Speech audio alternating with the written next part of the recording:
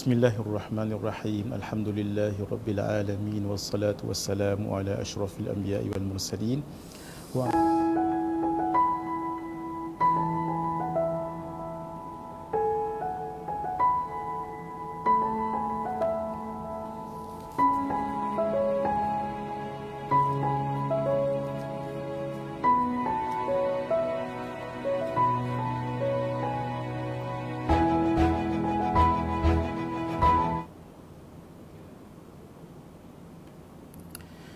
Bismillahirrahmanirrahim. Alhamdulillahirabbil alamin wassalatu wassalamu ala asyrafil anbiya'i wal mursalin wa ala alihi washabbihi ajma'in. Subhanaka la ilma lana illa ma 'allamtana innaka antal alimul hakim. Rabbi shrah lana sudurana wa yassir lana umurana wahlul 'uqdatan min alsinatina yafqahu aqwalana. ولا حول ولا قوة إلا بالله العلي العظيم ولا حول ولا قوة إلا بالله العلي العظيم ولا حول ولا قوة إلا بالله العلي العظيم اللهم بارك لنا في شعبان وبلغنا رمضان وأعنا على الصيام والقيام وغض البصر وحفظ اللسان وقراءة القرآن يا رحيم يا رحمن يا كريم يا منان وصلى الله على سيدنا محمد وعلى آله وصحبه أجمعين والحمد لله رب العالمين. خير ما أحييكم به تحية الإسلام وتحية الإسلام السلام. Assalamualaikum warahmatullahi wabarakatuh. Sidang penonton yang dirahmati Allah Subhanahu wa taala, yang baik hati, yang budiman semuanya, alhamdulillah bertemu kembali dalam pengajian kitab ringkasan fiqh puasa. Dan untuk pertemuan pagi ini kita sambungkan sedikit yang minggu lepas, yang hari Ahad lepas, masih sedikit lagi perbahasan tentang perkara-perkara yang membatalkan puasa. Untuk kita sedikit sambungkan pada pagi ini, kemudian kita akan masuk keadaan yang tidak membatalkan puasa walaupun sudah sampai ke rongga dan perkara-perkara sunat ketika berpuasa dan ketika berbuka puasa. Mari kita lihat yang kita bicarakan di dalam kitab-kitab fiqh, terutama sekali dalam mazhab kita Asy-Syafi'i, yang membatalkan puasa itu ialah sesuatu yang masuk ke dalam jauf, iaitu ke dalam perut, melalui al-manfath al-maftuh, rongga yang terbuka. Rongga yang terbuka ada 5. 1. Mulut, hidung, telinga, kubul dan kubul. Selain daripada itu tidak membatalkan puasa, kecuali dalam mazhab, dalam pandangan Imam Al-Ghazali sudah kita bincangkan. Beliau mengatakan yang masuk melalui telinga tidak membatalkan puasa. Satu lagi pandangan yang mengatakan walaupun masuk sehingga sampai ke jauf, tetapi jauf itu yang boleh memproses makanan ataupun boleh bertindak dengan obat. Sehingga pendapat ini mengatakan sesuatu yang masuk melalui telinga dan kemaluan, kubul, tidak membatalkan puasa. Ini satu pendapat. Tetapi pendapat jumhur dalam mazhab kita Asy-Syafi'i, mana-mana yang sampai ke jauf, sesuatu yang berlubang melalui rongga yang berlubang, yang 5 tadi tu semuanya membatalkan puasa. Maka itulah pendapat yang kita pegang dan pendapat yang dimuktamad dalam mazhab kita Asy-Syafi'i. Bagi sesuatu yang bukan rongga badan masuk ataupun keluar, maka itu tidak membatalkan puasa. Contohnya berbekam. Berbekam, bukankah kita keluarkan darah itu? Maksudnya bukan melalui rongga yang 5 tadi itu, sah. Begitu juga dialysis. Itu juga memasukkan air dan mengeluarkannya. Itu tidak membatalkan puasa. Di dalam kitab Kifayatul Akhyar dan kitab Zainul Talib disebut tidak batal kalau bercelak mata, walaupun terasa ditekak. Ada orang yang pakai celak dan terasa ditekak, tidak membatalkan puasa. Kenapa kaedahnya ialah mata bukan rongga badan, bukan manfath maftuh. Dalam kitab Zainul Talib jelas disebutkan menitikkan ubat mata tidak batal walaupun terasa ditekak. Di dalam kitab kita Kifayatul Akhyar, betis kalau tertusuk pisau umpamanya tidak batalkan puasa sebab itu bukan rongga. Naam. Kalau suntikan dekat urat saraf yang di bawah kulit dia, urat saraf bawah kulit ni kan tidak membatalkan puasa sebab dia masuk melalui kulit. Cuma sebahagian ulama membahaskan sebegini. Hatta di dalam kitab At-Taqrirat As-Sadidah dibahaskan kalau yang masuk itu walaupun bukan melalui rongga, tapi yang masuk itu membawa makanan umpamanya yang boleh bila ia masuk ke dalam urat dan boleh bawa ke tubuh badan menjadi segar, umpamanya seperti glukosa dan sesuatu yang memberi energi, maka sebahagian ulama mengatakan batal walaupun tidak melalui rongga yang 5 tadi. Ia melalui suntikan tadi kan, tetapi ia masuk dalam urat dan boleh bawa seperti makanan ataupun tenaga kepada badan, maka hukumnya sebahagian ulama'nya, tidak semua, mengatakan batal. Baik, kita ulang balik muntah dengan sengaja hari itu. Kalau menjolok-jolok lidah ke langit, hukumnya membatalkan puasa. Jima' walau tidak keluar air mani, sudah kita sebutkan di dalam kitab Zainul Talib. Jima' dengan sengaja iaitu memasukkan seluruh hasyafah atau qadar yang dinamakan hasyafah itu, maaf ya, kepala kemaluan itu ke dalam kubul ataupun dubur. Kubul depan ataupun dubur manusia atau binatang, batal puasa. Puasa siapa? Puasa yang memasukkan itu, iaitu lelaki. Yang dimasukkan itu batal, tetapi batalnya kerana dimasukkan. Itu ya. Adapun lelaki tambah satu lagi, kalau di bulan Ramadan, maka itu menjadi hukumnya kafaratul jima'. Kalau di luar Ramadan, maka tidak ada kafarah. Boleh nak? Mohon maaf, sama juga dalam kes zina pun termasuk juga, tetapi dalam kitab fiqh tidak disebut tentang zina ini sebab ia perlakuan yang tidak elok untuk seseorang itu yang bergelar sebagai muslim mukmin. Baik. Keluar air mani walaupun bukan dengan jima', dalam kitab Nailur Raja disebutkan kalau ia keluar dengan syahwat dan memegang sesuatu secara langsung termasuk onani, maka batal. Tetapi kalau dia memang tak biasa, walaupun dia bersyahwat, tidak terbiasa terkeluar air mani, lalu terkeluar air mani, tidak batal.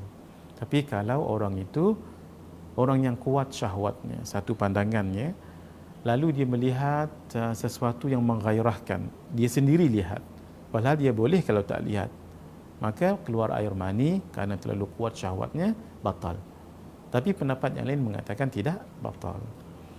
Di dalam kitab Zainul Talib yang saya sebutkan tadi, tidak batal kalau kebiasaan khayal atau berfikir tak keluar. Tapi kalau kebiasaannya keluar, berkhayal, lalu keluar air mani, batal hukumnya. Naam. Orang yang haid dan nifas sudah jelas. Kemudian orang yang wiladah itu, orang yang melahirkan anak, kalau kering, tidak ada darah, pendapat terkuat dalam kitab At-Tahqiq, Al-Imam Nawawi mengatakan batal. Tapi dalam kitab yang lain pelik juga ya, yang namanya ulama. Imam Nawawi sendiri dalam kitab Al-Majmu' mengatakan tidak batal kerana qiyasnya seperti keluar air mani. Begitulah ulama, masya-Allah, dalam perkara tertentu kadang-kadang punya dua pandangan. Ini tidak pelik hadirin. Alim Quraisy, Imamuna Imam Syafi'i sendiri rahimahullahu ta'ala rahmatan wasi'ah, ketika beliau berada di Iraq, beliau berfatwa, direkodkan fatwa beliau itu oleh anak-anak murid beliau. Lalu fatwa ini, pendapat beliau di Iraq disebut sebagai Al-Qawlu Al-Qadim, qaul yang lama. Kenapa disebut lama? Sebab beliau ada qaul ataupun pendapat yang baru setelah beliau tinggal agak lama di Iraq, lalu beliau akhirnya berpindah ke Mesir. Di Mesir lah beliau banyak masa di situ berfatwa dan sebagainya. Akhirnya meninggal di bumi Mesir yang sangat bertuah ini. Dan pendapat beliau di Mesir juga direkodkan oleh anak-anak murid beliau di Mesir. Maka jadilah pendapat beliau itu disebut dengan al-qawlu al-jadid. Qaul qadim di Iraq dan qaul jadid di Mesir. Dan beberapa pendapat beliau di Iraq beliau tukar menjadi lain ketika berada di bumi Mesir. Ini alim, masya-Allah, tabarakallah. Inna Quraisyan yamla'u tibaqal ardi ilmuhu, kata Nabi sallallahu alaihi wasallam, nanti akan lahir seorang yang berketurunan Quraisy, ilmunya memenuhi dunia.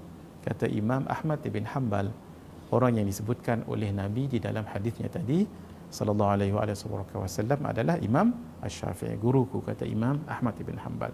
Maka seorang yang alim tidak salah kalau melihat sesuatu dan perlu ijtihadnya itu diubah, tidak mengapa. Naam. Baik, begitulah hadirin, selesainya 9 perkara yang membatalkan puasa. Kita hafal seperti yang telah kita sebutkan hari itu. Dimudahkan alhamdulillah oleh Buya Yahya kita dengan cara fiqh praktis beliau, mudah untuk kita ingat dengan menggembang-gembakan illah dia. Umpamanya kalau 9 itu, kalau masih ingat lagi, yang pertama sekali memasukkan sesuatu ke dalam rongga badan, dan rongga itu adalah 5: mulut, dekat dengan mulut, hidung, telinga, kubul dan dubur. Yang juga ada kaitan dengan rongga iaitu mulut. Karena itu yang kedua adalah muntah, tapi muntah dhabit dengan sengaja. Yang ketiga adalah jima, walau tidak keluar air mani. Yang keempat, kan ada kaitan air mani kat situ, air mani walaupun tidak dengan jima. Itu yang keempat. Kemudian yang ke-5 sampai 7 disekalikan sahaja 3 serangkai yang selalu berlaku pada perempuan: haid, nifas dan wiladah. Kemudian yang ke-8 itu hilang akal. Hilang akal ada 3 kategori. Pertama sekali gila walaupun sekejap, membatalkan puasa. Kemudian pengsan, pita, mabuk sepanjang hari, batal. Kalau tidak sepanjang hari tidak batal. Kemudian tidur walaupun sepanjang hari tidak batal, cuma makruh. Yang terakhir sekali adalah murtad. Alhamdulillah, selesai perbahasan kita tentang perkara yang membatalkan puasa. Mari kita lihat pada muka surat 23 masing-masing. Keadaan tidak membatalkan puasa walaupun sampai ke rongga mulut. Ini perbahasan ringan sebab hanya melibatkan mulut. Yang pertama sekali, tidak sengaja ataupun lupa. Dia memasukkan sesuatu. Hatta kalau dia makan sekalipun, oleh kerana dia lupa, maka dia lupa dia sedang berpuasa, dimaafkan, tapi jangan diteruskan. Umpamanya, dia memasukkan sesuatu, aiskrim, kemudian ditelan. Dia lupa dia puasa. Sekarang, dia sudah ingat, jangan diteruskan lagi. Yang kedua, tidak tahu hukum. Mungkin dia baru masuk Islam ataupun dia duduk jauh daripada kawasan orang yang tahu hukum hakam, maka dimaafkan. Yang ketiga, dipaksa. Tidak batal kalau dipaksa makan. Ini disebut di dalam kitab Al-Muqaddimah Al-Hadramiyah. Kalau dipaksa makan, kalau mu tak makan, apa berdih mu. Jadi dia pun makan. Kalau tak makan, dia meninggal time tu. Jadi dia makan juga sebab dipaksa. Jadi hukumnya tidak mengapa, sah puasanya. Baik. Yang keempat, air liur murni, maksudnya air liur yang masih bersih. Membawa sisa makanan di celah-celah gigi. Dia bersih dan celah sisa makanan pula sembunyi-sembunyi dekat celah gigi. Kita gosok dah, kita dah berus gigi dah, tapi dok ada lagi, itu dimaafkan. Debu di jalan raya memang kadang-kadang payah kita nak tutup muka sentiasanya. Jadi ketika berpuasa, debu masuk dalam mulut tidak membatalkan puasa. Yang keenam, tepung, debu tepung. Pasal orang bila nak puasa ni macam-macam buat. Jadi kadang-kadang buat roti banyak. Orang Arab kan banyak makan roti. Jadi dok tengok isteri dia buat apa, tak tahu, dengan tepung, tiba-tiba masuk dalam. Maka hukumnya tidak membatalkan. Yang ketujuh, lalat terbang. Termasuklah nyamuk pun sama. Masuk dalam mulut, maka tidak membatalkan puasa. Di dalam kitab Nailur Raja ditambahkan lagi yang tidak membatalkan puasa, tapi ini bukan melibatkan mulut ya, ini melibatkan lain, melibatkan dubur. sesuatu yang masuk ke dalam rongga badan dan masuk balik. Contoh, tempat buang air besar. Orang yang berpenyakit buasir. Usus keluarkan kemudian masuk balik. Walaupun jari jemari terpaksa dimasukkan bersama, tidak membatalkan puasa. Sebab dalam rangka untuk masukkan buasir itu dari keluarnya itu masuk ke dalam balik. Ya Allah, kita mohon pada Allah mudah-mudahan jangan kena penyakit inilah, dan siapa yang ada penyakit ini mudah-mudahan Allah bagi kesabaran. Masya-Allah, tabarakallah. Baik, hari ini kita masuk tajuk ini ringan, hadirin, mari kita masuk tajuk yang seterusnya pada hari ini, iaitu tajuk pada muka surat ke-24, perkara sunat ketika berpuasa. Yang namanya ibadah itu ada sesuatu yang disebut sebagai nilai tambah. Kalau fardu, ia memang fardu, tidak buat berdosa. Tetapi ada sesuatu yang dibagi pilihan kepada seseorang hamba. Kalau dibuat dapat pahala, tinggal pun tidak berdosa. Allah, ini menunjukkan satu sisi rahimnya Allah, kasihnya Allah kepada hambanya itu. Ini di offer, dapat pahala kalau kamu buat, tapi kalau kamu tak buat tak dapat pahala. Subhanallah, ini luar biasa sekali hadirin. Itulah Allah Azza wa Jalla dengan sifat Ar-Rahman, dengan sifat Ar-Rahim. Allah memperlakukan hambanya itu dengan sesuatu yang kadang-kadang tidak terfikir oleh akal, akan kasih sayang Allah Azza wa Jalla kepada hamba itu. Kurniaan bulan Ramadan itu pun sudah cukup luar biasa. Ini kan pula dengan sunat-sunat sebagai suatu tambahan untuk digandakan lagi, diberikan lagi, ditambahkan lagi ganjaran pahala hamba kepada Tuhannya. Baik, yang pertama sekali di sini ada 16, sebagian kitab kadang-kadang sampai 20. Dihalusi lagi lalu dijadikan satu poin ataupun satu isi pula. Kita cukup dengan 16 di sini setelah kita kumpulkan daripada kitab-kitab. Yang pertama sekali, sunat itu apa dia? Ma yuthabu fa'iluhu wa la yu'aqibu tarikuhu. Buat dapat pahala kalau ditinggal tidak berdosa. Naam. Tetapi harus kita ingat, ada beberapa perkara yang mesti ada niat baru dapat pahala. Saya bagi contoh. Minum itu harus. Minum tak dapat pahala. Tak minum tak dapat pahala.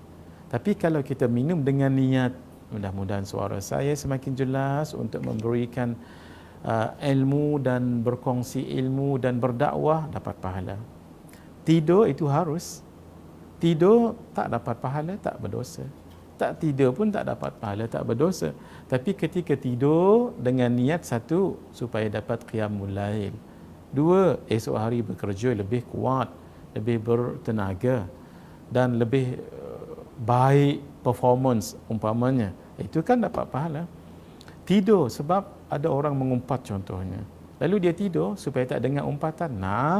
Itu juga dapat pahala. Dia duduk sorang-sorang umpamanya. Kalau dia buka internet ataupun baca buku magazine, mungkin melihat perkara yang tidak elok, membaca perkara-perkara yang tidak elok. Lalu dia niat tidur. Tidurnya itu supaya dia jangan buat tengok dan jangan lihat, dapat pahala. Begitu ya. Iaitu sesuatu yang harus, kalau tidak diniatkan tidak dapat pahala, tidak dapat dosa. Diniatkan baru dapat pahala, satu. Yang kedua, makruh. Makruh kalau dibuat tidak berdosa. Kalau ditinggalkan dengan niat, mesti ada niat. Kenapa kamu tak buat makruh ni? Saya berniat supaya saya dapat pahala daripada Allah, sebab makruh ini kan dibenci oleh Allah. Di situ dapat pahala. Jadi makruh kalau diniatkan dapat pahala. Pertama sekali perkara yang sunat ketika berpuasa, ini tak kira puasa wajib ataupun puasa sunat. Puasa wajib itu termasuklah puasa Ramadan, qada Ramadan, puasa kafarah, puasa nazar, itu termasuk puasa wajib. Segera berbuka puasa. Maksud bila sudah masuk puasa, tak semestinya dengar azan. Yang penting sudah masuk puasa, sudah masuk waktu berbuka puasa. Alhamdulillah sekarang ini kita sudah ada jadual yang sangat baik sekali. kemudian sudah ada orang azan. Nah, itu sudah senang. Kalau zaman dahulu, dilihat dahulu macam mana kedudukan mataharinya, kemudian dilihat di ufuk dan sebagainya. Sekarang sangat mudah. Sebab itu dalam beribadah ketika ini sangat mudah. Kemudahan ini disyukuri kepada Allah Subhanahu wa taala. Orang yang selalu berbuka puasa dan segera berbuka puasa, masuk saja terus berbuka puasa, dia akan mendapat kebaikan. Selalu dia dapat kebaikan. Kalau 30 hari bulan berpuasa, 30 maksudnya 30 hari berpuasa, 30 harilah. Kalau 29, 29 harilah. Tidak termasuk Khamis, Isnin, Khamis, puasa sunat lain dan sebagainya. Setiap kali nak buka puasa, dia segerakan, dia akan dapat kebaikan. Ini yang Nabi sebutkan, la yazalun nasu bi khairin ma'ajjalul fitra. Sentiasalah manusia dalam keadaan yang baik. Maksudnya dia bagus, keadaan dia baik, dirinya tidak berdosa, malah meraih rahmatnya Allah kalau dia selalu menyegerakan puasanya. Hadis riwayat Imam Bukhari dan Imam Muslim. Orang yang berbuka puasa dengan cepat sentiasa dalam keadaan ikut sunnah Nabi. Nabi begitu buat, kita pun buat yang sama, dapat pahala ikut sunnah. Dalam hadis Nabi SAW menyebutkan, man ahya sunnati inda fasadi ummati falahu ajru syahidin. Sesiapa yang menghidupkan sunnahku di ketika ramai orang sudah tinggalkan sunnah-sunnah mahjura yang sudah banyak ditinggalkan, baginya pahala satu mati syahid. Nah, Masya Allah. Dan orang yang mengamalkan sunnah Nabi itu tanda dia mencintai Nabi. Fatashabbahu fa in lam takunu mithlahum inna tashabbuha bil kirami falahu. Hendaklah kamu bertashabbuh, ikut, imitate orang yang kamu cintai. Kerana mencintai orang yang dicintai, hendaklah kamu ikut orang yang mulia. Walaupun kamu tidak seperti mereka, kerana mengikut, mencintai orang yang mulia itu satu kejayaan. Di ketika lain disebut, "Lau kana hubbuka sadiqan la ata'tahu, innal muhibba liman yuhibbu muti'u." Kalau benar cintamu kepada orang yang kau cintai, kamu akan taat padanya, ikut apa yang dia mahu dan tinggalkan apa yang dia tak mahu. Kenapa? Sebab "Lau kana hubbuka sadiqan la ata'tahu, innal muhibba lima yuhibbu muti'u." Kerana orang yang mencintai orang yang dicintainya, iaitu dengan cara taat ataupun ikut apa yang dia buat, tinggal apa yang tidak buat. Nah, ternyata Nabi menyegerakan puasa, la yazalu ummati ala sunnati ma lam tantazir bi fitrihan nujum. Sentiasalah umat ini mengikut sunnahku, kata Nabi, selama mana dia tidak menunggu bintang barulah buka puasa. Tak perlu, bintang itu akan naik lambat. Maka orang-orang Nasrani, orang Yahudi, mereka itu kalau berbuka puasa, mereka akan lambat ketika berbuka puasa. Ahlul kitab itu. Ini hadis riwayat Al-Imam Ibnu Hibban rahimahullah. Banyak lagi hadisnya, hadirin, cukup di situ dulu. Mari kita lihat yang kedua, iaitu sahur. Kita kalau orang Melayu sebut sahur, itu sahur lah. Apa maksud sahur? Sahur, waktu sahur, makan sahur, dua-dua sekali, borong tu. Tapi kalau dalam bahasa Arab ada dua.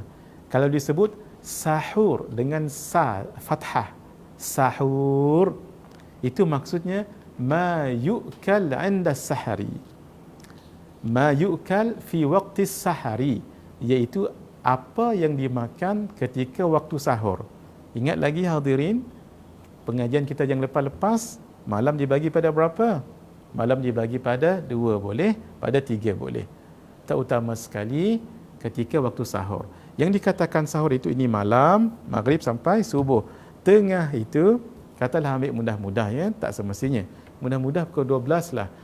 Maka daripada waktu pukul 12 1 minit, 1 minit sampai subuh, inilah dia waktu fadilat sahur. Maksudnya kita akan dapat fadilat, kelebihan-kelebihan sahur. Tetapi yang paling afdal sudah kita sebutkan hari itu kan, dalam Islam ini, dalam agama ada fadilatun, kelebihan, tapi ada afdal, yang lebih baik, yang lebih banyak fadilat, yang lebih utama. Ada namanya hasanun, hasan, baik. Ada yang namanya ahsan, itu lebih baik. Sama juga. Bersahur, ya, dapat pahalanya kalau bermula daripada setengah malam. Sebelum tengah malam tak nama sahur, itu makan biasa sahaja. Tetapi lebih afdal bila yang kita sudah bicarakan 1/3 yang akhir, bermula daripada situ sampai subuh, itu adalah waktu yang afdal untuk bersahur. Tapi lebih afdal kalau kita imsak. Apa dia imsak? 10 minit lebih kurang sebelum waktu subuh kita berhenti. Sebab Nabi berhenti sebelum waktu berhentinya sebelum masuknya waktu subuh. Imsak juga Nabi. Jadi kita pun imsak juga. Baik. Itu waktu sahur yang paling afdal. Baik. Dalam bahasa Arab kalau disebut sahur, sa dengan fathah, sahur, itu namanya makanan. Termasuk juga minuman. Termasuklah roti, termasuklah apa lagi? Keropok lekor, termasuklah sandwich dan apa pun yang namanya makanan, minuman, itu namanya sahur dalam bahasa Arab. Ma yu'kal fi waqti sahri. Tetapi kalau disebut suhur dengan dhammah, suhur, tapi jarang kita sebut. Suhur itu disebut apa? Itu adalah al-fi'lu wa huwa aklus sahur. Aklus sahur. Aklu makan, sahur makanan tadi kan sahur tu makanan, minuman. Jadi al-fi'lu, perbuatan makannya itu, perbuatan makan tadi itu namanya suhur. Boleh hadirin? Jadi ada dua perkataan. Kalau kita Melayu sebut sahur je lah. Mari kita makan sahur. Sahur tu maksudnya asal sahur adalah perbuatan makan sahur tu. Perbuatannya tu kita kan. Kalau orang Arab lebih lagi detail. Kalau sahur, makanan atau minuman yang dimakan ketika sahur. Kalau makan dan minuman dimakan ketika pagi, breakfast, orang Arab kata futur. Makanan juga, tapi dipanggil sebagai futur. Kalau tengah hari dipanggil ghadaun. Kalau malam dipanggil asya. Kalau isya, itu solat isya. Kalau asya, itu waktu makan malam. Dinner kata orang putih. Tapi kalau makan waktu sahur, daripada tengah malam sampai ke subuh, tu namanya suhur. Tu namanya suhur. Waktu makan. Maksudnya perbuatan makan itu suhur. Tapi makanan yang dimakan tu namanya sahur. Supaya kita lebih bertambah lagi ilmu tentang istilah sebegini. Baik. Orang yang sahur akan dapat keberkatan. Sebab Nabi SAW menyebutkan tasahharu fa inna fis suhuri barakatan. Digunakan suhuri. Tasahharu fa inna fis suhuri barakatan. Bersahurlah kamu, maksudnya bangkit dan kamu bersahur, maksudnya makan sahur. Fa inna fis suhuri, kerana pada makanan sahur itu termasuk minuman, ada keberkatannya. Ada keberkatan untuk kesihatan, keberkatan untuk penyakit, maksudnya penyakit dapat dihindari, keberkatan untuk segar badan, untuk menghadapi hari esok berpuasanya, itu juga keberkatan-keberkatan yang ada. Di ketika lain, hadis tadi riwayat Al-Imam Al-Bukhari, di ketika lain Nabi menyebutkan al-barakatu fi thalathatin. Keberkatan itu ada pada 3 perkara. Fil jama'ati, ketika dalam jamaah, beramai-ramai berjamaah, kita jadi kuat. Innal izzata lil kafirin, sesungguhnya izzah, kemuliaan itu ada pada yang ramai. Kalau ramai, orang tidak berani nak mengganggu. Kalau seorang-seorang mudah sangat diganggu. Begitu juga kebersamaan, togetherness. Kalau kita bersama, maka akan ada kemuliaan di situ. Watharid, keberkatan pertama ada pada hidup berjamaah, termasuk solat berjamaah. Yang kedua, atharid. Atharid ini Ini makanan orang Arab. Roti diremuk-remuk, diremuk-remuk tu, kemudian dicampur dengan kuah daging. Allah. Nah, roti tu diremuk-remuk masuk kuah daging. Sekali dia jadi kembang sikit, kita makan. Itu ada dalam masyarakat Arab. Tu namanya tharid. Wa as-suhur. Al-barakatu, kata Nabi, fi thalathatin fil jama'ati was-saridi was-suhuri. As-suhuri maksudnya pada makanan yang kita makan waktu sahur tu, itu ada barakahnya. Ketika lain Nabi menyebutkan innaha barakatun a'taakumullahu iyyaha. Sesungguhnya makanan waktu sahur itu adalah sesuatu yang Allah berikan kepada kamu. Ada keberkatan di situ. Fala tada'uhu, jangan kamu tak makan sahur. Makan apapun makanan walaupun sedikit. Sehingga Nabi mengatakan apa? As-sahuru akluhu barakatun. Tengok. As-sahuru, sahur. Sahur ni makanan. Akluhu barakatun. Makan sahur. Apa dia? Makan makanan tu. Bukan makan perbuatan sahur tu, tidak. Makan makanan. Sebab tu disebut sahur. Fala tada'uha, jangan kamu tinggalkan. Fala tada'uhu, jangan kamu tinggalkan makan sahur, minum sahur. Walau ay yajra'a ahadukum jur'atan min ma', walaupun dengan seteguk ayak pun tak apa. Seteguk ayak pun tak mengapa untuk ambil keberkatan. Jadi kita sebut sahur itu sama ada makanan atau minuman. Fa innallaha wa malaikatahu yusalluna 'alal mutasahhirin. Hadis riwayat Imam Ahmad, sesungguhnya Allah dan para malaikatnya bersalawat, bermaksud memberi kerahmatan kepada orang yang bersahur. Hadirin, sudah setengah jam kita bersiaran.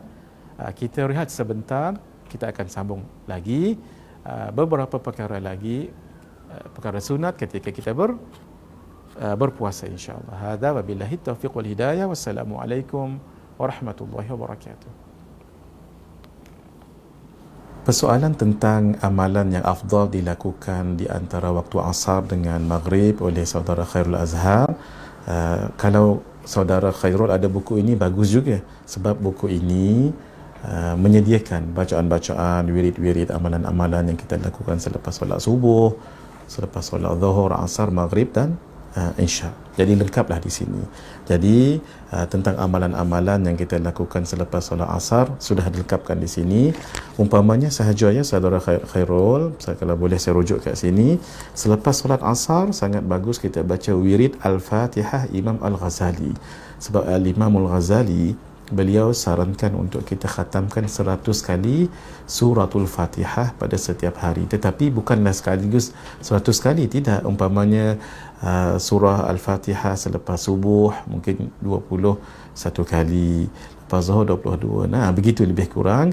Jadi setiap lepas asar berapa kali. Baik, itu satu. Yang kedua, surah Al-Waqi'ah sangat bagus dibaca selepas asar. Kemudian Hizbul Bahar daripada As-Sayyid Abil Hasan Ali Asy-Syadzuli. Kemudian Ratib Al-Attas, iaitu daripada susunan Al-Habib Umar bin Abdul Rahman Al-Attas. Kemudian amalan-amalan yang lain, silakan sahaja apapun amalan kebaikan itu yang boleh memberikan pahala dan memberikan kebaikan kepada orang yang melakukannya, silakan sahaja.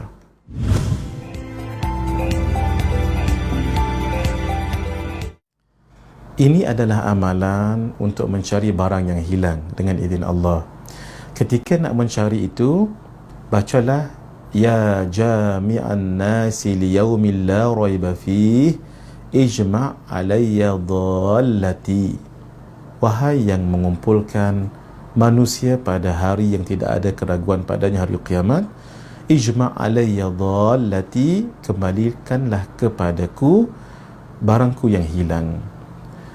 Kemudian ketika mencari barang yang hilang tadi itu, bolehlah diulang-ulang ayat yang tadi itu, bacaan yang tadi itu, ya jami'an nasi liyaumil la raiba fih ijma' alayya dhallati.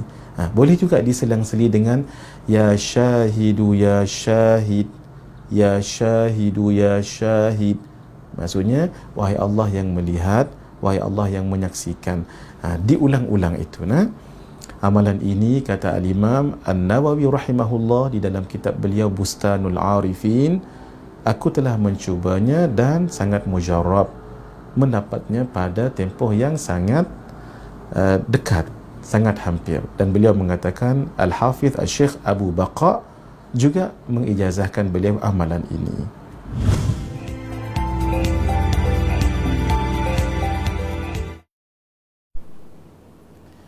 Assalamualaikum warahmatullahi wabarakatuh.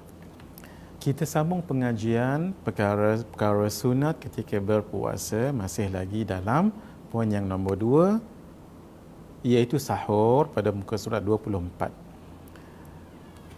Sahur kita sebutkan tadi, jangan ditinggalkan. Nabi mengatakan, walau ay yajra'a ahadukum jur'ata min ma'in, walaupun kamu bersahur dengan minum seteguk air pun hasil mendapat juga pada sahur itu dan keberkatannya. Jadi hadirin, walaupun makan kurma sebiji pun tak apa. Kalau kata berat sangat mata, sediakan kurma, kemudian ayak, makan kurma dengan ayak. Tapi pastikan mulut bersih sebelum nanti masuk ke waktu subuhnya. Mari kita lihat yang ke 3. Mengakhirkan sahur. Akhirkan waktu sahur, kita tahu 1/3 tu. Maksudnya masuk waktu sahur, fadilatnya 1/2 malam, tapi akhirkan ke 1/3 malam dan berhenti 10 minit lebih kurang sebelum masuk waktu subuh. Di sini saya teringat Al-Fadil guru kami As-Sayyid Fadli Yamani rahimahullahu ta'ala rahmatan wasi'ah. Beliau katakan, antara hikmah bersahur dan kita imsak ialah kalau kita makan lalu kita imsak, lalu kita minum air secukupnya, maka kerongkong kita ini akan dibersihkan dengan air tadi itu. Membersihkan sisa-sisa makanan yang ada di mulut, di kerongkong kita. Kalau tidak, nanti tak sempat tengah makan, Allahu Akbar, makanan masih dalam mulut ni, jangan dimakan. Kalau dimakan, batal puasanya. Sebab sudah masuk waktu berpuasa. Apa yang dibuat? Dibuang. Sudah pasti nanti dah dibersihkan mulut, kan di kerongkong ni masih ada lagi makanan-makanan yang tersisa di saluran kerongkong ini, maka tak jadi selesa menghadapi puasa pada hari itu dengan banyak berdaham-daham sebegitu, seolah-olah menolak apa yang ada di dalam kerongkong itu tadi. Jadi tak selesa dan kurang seronok berpuasa dalam keadaan sebegitu. Yang keempat, mandi junub sebelum fajar. Kalau malam tadi melakukan hubungan suami isteri, maka sebelum masuk waktu subuh, mandilah junub dahulu. Walaupun kalau tertidur umpamanya, ya, lalu bangkit waktu subuh. Jadi masuk waktu subuh dalam keadaan berjunub ataupun janabah, hukumnya adalah makruh. Sebab seolah-olah tidak menghormati hari berpuasa itu. Nah. Kemudian yang kelima, meninggalkan perkataan yang keji. Sudah kita bicarakan yang membatalkan puasa itu ada 2. Satu, mufattirat. Yang kedua, muhbitat. Muhbitat itu walaupun tidak membatalkan puasa itu sendiri, tetapi membatalkan pahala puasanya. Itu yang kita bicarakan, mengumpat, mengeji, bercakap tidak elok, menfitnah, berbohong dan sebagainya. Adapun muftirat sudah kita bicarakan tadi. Nah, sekarang meninggalkan perkataan yang keji-keji itu, iaitu yang muhbitat, maka itu menjadi sunat, dapat pahala. Kenapa? Sebab kalau mengumpat sekarang jadi dosa kan?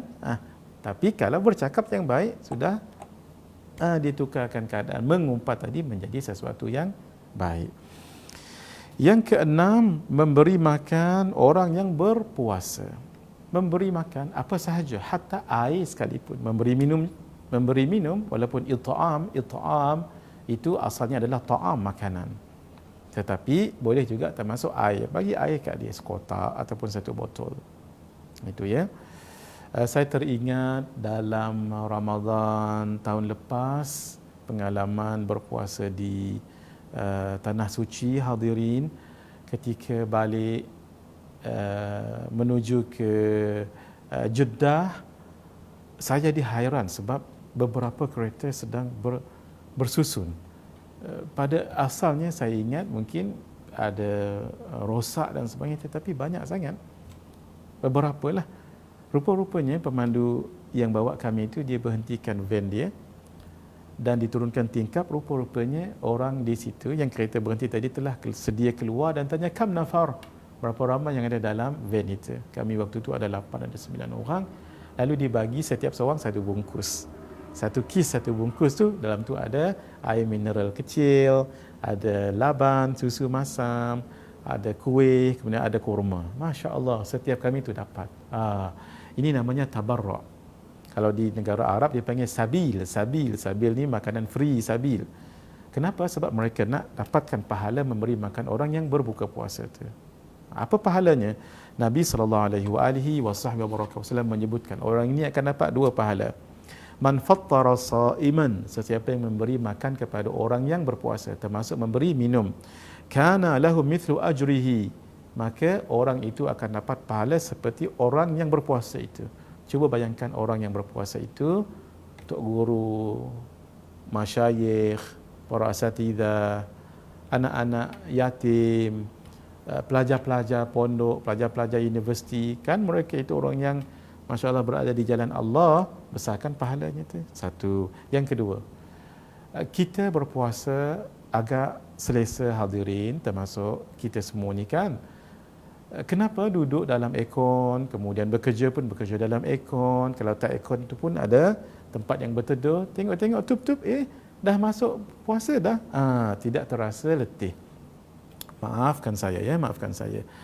Macam mana kalau saudara-saudara kita yang bekerja di stesen minyak tu, maksud saya saudara kita daripada Bangladesh umpamanya, ataupun siapa-siapalah yang kerja dekat stesen minyak, kan berdiri di situ seawal pagi sampai waktu buka puasa, letihnya berdirinya, tolong kita lagi, tolong isi minyak lagi, berjalan sana sini lagi dengan suasana yang panas. Sudah pasti puasa mereka itu nilainya tak sama dengan puasa kita. Kenapa? Kerana tahammul, kerana menahan susahnya mereka itu lebih daripada kita lagi, berpenatnya mereka itu lebih daripada kita lagi, berlaparnya mereka itu lebih daripada kita lagi yang duduk dalam aircon, dalam bilik yang sedap-sedap, tak sama, hadirin. Oleh kerana itu, memberi makan pada mereka itu besar pahala. Apa salahnya kalau kita ada makanan, lalu kita bagi sebungkus, 2 bungkus pada beberapa orang mereka itu. Kalau dulu kita di bazar Ramadan beli lebih sedikit, cuma tahun ini wallahu alam bisawab, kerajaan sudah memberikan garis panduan untuk tidak ada bazar Ramadan, yang kita akord, ada hikmah di sebaliknya. Dengan apa cara sekalipun mungkin kita boleh masak di rumah, sediakan beberapa dalam polystyrene ataupun dalam bekas, pergi ke stesen minyak umpamanya. Silakan 5-6 bungkus untuk siapa yang hadir. Siapa yang bekerja. Masya Allah, pahalanya sangat besar sekali. Apa dia dapat kita pahala kita puasa, dan pahala mereka dapatkan kita juga dengan ghaira annahu la yanqusu min ajri as-saimi syai'an. Pahala kita tidak dikurangi sedikit pun. Dapat 2 pahala. Pahala kita dan pahala mereka. Ini disebut di dalam hadis riwayat al-Imam Ahmad, At-Tirmizi, Ibnu Majah, Ibnu Hibban, al-Imam al-Baihaqi. Alhamdulillah. Sedikit kita sebut di sini, janganlah kita ini kerana beranggapan pahala ini akan dapat kalau orang tu makan makanan yang first kali dia makan. Kan dia berpuasa. Bila dia makan kurma tu, membatalkan puasanya. Maksudnya dia sudah iftar, berbuka dengan kurma itu tadi. Maka orang yang bagi kurma itulah yang paling besar dapat pahala. Kemudian yang bagi nasi ayam, bagi air mineral tidak, sebab airnya diminum kedua. Kemudian kadang-kadang dia solat dahulu, barulah dia datang lagi untuk makan. Maka yang ketiga murtabak kita tu, yang ketiga nasi ayam kita tu, jadi kuranglah pahala kita. Tidak, hadirin, tidak ya. Jadi apapun yang mereka makan yang kita bagi, sama ada dia makan dulu kurma ke dan sebagainya, nanti ada cara buka puasanya ya. Makan apa dulu, rutab dahulu, kemudian tamar, kemudian air, itu ada. Tapi apapun yang dia makan, walaupun kita bagi nasi ayam tapi dibuka puasa dengan kurma yang orang lain bagi, pahala kita sama saja. Jangan risau hadirin. Jadi apapun kita berusaha untuk bagi makan orang yang berpuasa itu. Baik. Mari kita lihat yang ke berapa? Yang ketujuh. Baik, yang ketujuh. Tidak mencaci maki, tidak berbohong, ghibah ni mengumpat, namimah ni mengadu domba, kita sebutkan. Mengadu domba ni macam gosip sebegitu, sombong, menipu, menyindir, ingin tahu urusan orang lain. Maaf, yang ada Facebook, yang ada IG, yang ada blog, gunakan semuanya ini untuk jalan kebaikan. Fudul ni bercakap lebih, buruk sangka dengan orang lain, bangga diri dan lain-lain. Apapun yang muhbitat yang sudah kita bicarakan dahulu, ditinggalkan. Mudah-mudahan bertambah pahala kita. Yang ke-8, solat tarawih dan witir. Baik, solat tarawih dan witir ini kita pun diperintahkan oleh kerajaan untuk solat tarawih dan witir di rumah. Sangat bagus solat tarawih itu secara ijma' 4 madhab 20 rakaat. Cuma mereka khilaf apakah 36 ataupun 40 ataupun lebih daripada itu. Ini khilaf di kalangan 4 madhab. Yang ijma'nya di kalangan 4 madhab itu adalah 20 rakaat. Khilafnya 36 atau 40 atau lebih lagi. Baik, itulah yang paling bagus kita lakukan. Pun begitu, siapa yang lakukan umpamanya 8 rakaat sah. Cuma di dalam madhab kita dan dalam kaedah umum sekalipun menyebutkan ma akthara fi'lan akthara fadla. Apa yang banyak dibuat dapat banyak pahala. Jadi 20 itu adalah suatu yang diijma'kan oleh 4 mazhab. Jadi itulah yang terbaik kita lakukan. Pun begitu kalau nak lakukan 8 rakaat, ya itu dibolehkan juga. Daripada dulu sehingga sekarang, solat tarawih yang didirikan di 2 masjid yang haram, masjid yang suci, Al-Masjidil Haram di Makkah dan Al-Masjid An-Nabawi di Al-Madinah, 20 rakaat. Masya Allah, tabarakallah. Dahulu dilakukan 36 rakaat pada zaman Imam Malik rahimahullahu ta'ala, Imam Ad-Dar, iaitu Imam Darul Hijrah. Pun begitu hadirin, daripada tidak melakukan tarawih, maka dilakukan 8 rakaat pun hasil juga. Ma la yudraku jullu la yutraku kullu. Apa yang tidak boleh dibuat di semua, apa yang tidak boleh dibuat semua, jangan ditinggalkan semuanya. Pun begitu permasalahannya sudah kita sebutkan itu. Baik, orang yang solat tarawih diampunkan dosanya oleh Allah, macam tidak berdosa lagi. Dalam hadis riwayat Imam Al-Hakim dan Imam Tirmizi, Nabi SAW menyebutkan, inna syahra Ramadhan syahrun faradallahu alal mu'minina siyamahu. Sesungguhnya bulan Ramadan, Allah Azza wa Jalla fardukan solat, fardukan puasa pada Ramadan itu. Wa sanantu lakum qiyamahu, tapi aku, kata Nabi, yang menyunatkan, iaitu sunat bagi kamu untuk qiyam. Qiyam maksudnya solat tarawih, itu namanya qiyam. Faman sama wa qama, faman samahu wa samahu imanan wa ihtisaba, sesiapa yang berpuasa, siapa yang qiyam solat tarawih dengan penuh keimanan dan mengharapkan pahala ganjaran daripada Allah, kharaja minadh-dhunubi, maka keluarlah daripada dosanya, kayaumi waladathu ummuhu, seperti mana dia hari pertama dilahirkan oleh ibunya. baby yang baru lahir, newborn baby, just delivered, baru lahir, keluar, mana ada dosa. Macam itulah orang yang berpuasa dan orang yang bertarawih. Tapi dua syarat, imanan, dengan penuh keimanan daripada Allah, tahu ini adalah suruhan daripada Allah dan suruhan daripada baginda Rasulullah sallallahu alaihi wasallam, wahtisaban, mengharapkan pahala daripada Allah, sebab semuanya kan datang daripada Allah Subhanahu wa taala. Masya-Allah. Dan orang yang solat tarawih diampunkan dosanya yang telah lalu. Man qama ramadhana imanan wahtisaba ghufira lahu ma taqaddama min dhanbihi. Sesiapa yang bersolat tarawih, qiyam dengan penuh keimanan dan mengharapkan ganjaran pahala daripada Allah, maka diampunkan dosanya yang telah lalu. Hadis riwayat Al-Bukhari, Imam Bukhari dan Imam Muslim. Hadirin, oleh kerana kita insya-Allah akan solat tarawih di rumah bersama dengan keluarga, satu ingatan daripada Al-Faqir, apakah nanti kita solat tarawih itu 20 rakaat baik, 8 rakaat baik, lalu kita berhenti, kemudian witir nanti ketika nak sahur, kita dah bersama dalam rumah? Al-Faqir nasihatkan untuk selesaikan witir ketika bersama dengan ahli keluarga lain tadi, ketika selepas isyak itu. Umpama kalau kita solat 20 rakaat, siap dengan witir sekali. Kalau kita solat 8 rakaat, siap dengan witir sekali. Jadi kalau 20 tambah witir 3, jadi 23. Kalau 8 campur dengan witir 3, jadi 11. Selesaikan dulu. Kenapa? Supaya kita dapat pahala seumpama bangun sepenuh malam. Kenapa?